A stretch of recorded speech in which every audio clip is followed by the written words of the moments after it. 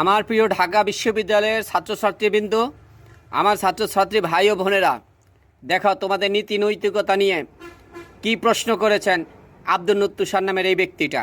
এই ব্যক্তি আমেরিকান এক টেলিভিশনে সে বলেছে তোমরা নাকি আবেগে পড়ে ছাত্র শিবিরকে ভোট দিয়েছ, ছাত্রদল পরাজিত হয়েছে ডিম বিরিয়ানির কাছে, পানির কাছে, তোমরা নাকি ছাত্র শিবিরের কাছ থেকে পানি আর ডিম বিরিয়ানি খেয়ে সব ভুলে গেছো, নীতি নৈতিকতা ভুলে গেছো, এমনটাই তিনি বোঝাতে চেয়েছেন।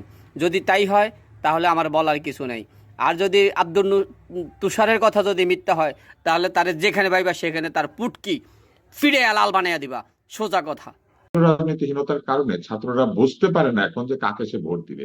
সে পানির মেশিনকে ভোট দেয়, ঠান্ডা পানি গরম পানিকে সে ভোট দেয়। সে মনে করে ঠান্ডা পানি গরম পানি হচ্ছে তার জন্য ভবিষ্যতের ছাত্র নেতৃত্ব তৈরি করার জন্য প্রয়োজনীয়। ধরেন এখন যদি কেউ বিনামূল্যে তাদেরকে 6 মাস খাওয়াতো বিরিয়ানি, আমার ধারণা ভোট সে পেয়ে যেত। অথবা ধরেন কেউ যদি চৌকি বালিশ কাঁথা কম্বল এগুলা কিনে দিত তাহলেও সে ভোট পেয়ে যেত।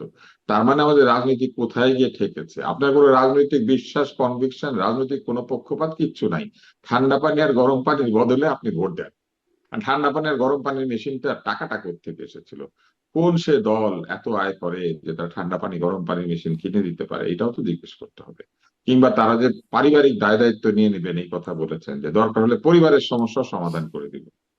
এই যে পয়সা বা এই যে টাকার আহ, যে একটা উৎস, এই টাকাটা কোত্থেকে আসে? তারা কি করেন আসলে? তারা তো চাঁদাবাজি করেন না, কারণ তারা এটা বলেছেন যে তারা কোনো চাঁদাবাজি করেন না, বাকিতে খান না, অনৈতিক কার্যক্রম করেন না। তাহলে এত টাকা কোত্থেকে আসে যে তারা সকল হলে ঠান্ডা পানি গরম পানি দিতে পেরেছে, সকল ফ্লোরে ফ্লোরে?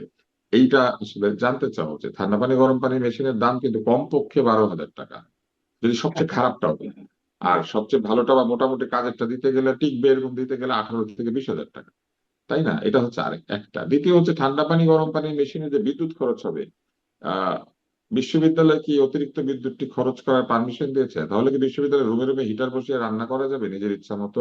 কিংবা ধরেন মাইক্রোওয়েভ ওভেন রাখা যাবে, ফ্রিজ রাখা যাবে, টিভি রাখা যাবে, এগুলো যাবে? তাহলে ঠান্ডা পানি গরম পানির মেশিনটা কি কর্তৃপক্ষের অনুমতি নিয়ে তারা বসিয়েছিল কিনা, এটাও জিজ্ঞেস করতে হবে।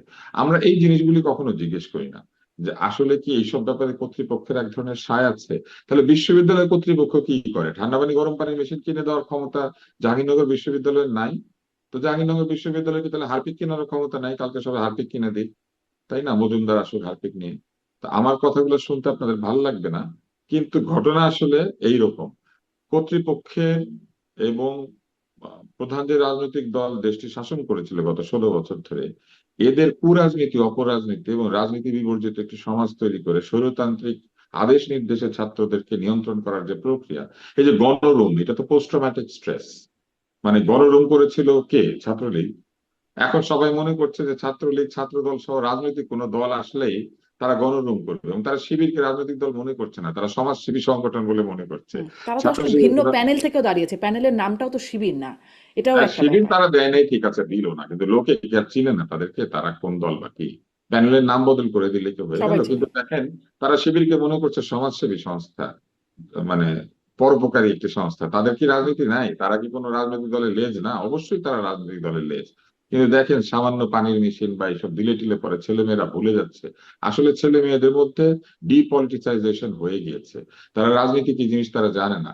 তারা আজকে সকালে কেউ যদি ডিম ভাজি দেয় ভালো করে 1 প্লেট খিচুড়ির সাথে, তারা ওইটাকে মনে করছে যে উনি তো অনেক উপকারী, আমাকে ডিম ভাজার খিচুড়ি দিয়েছে।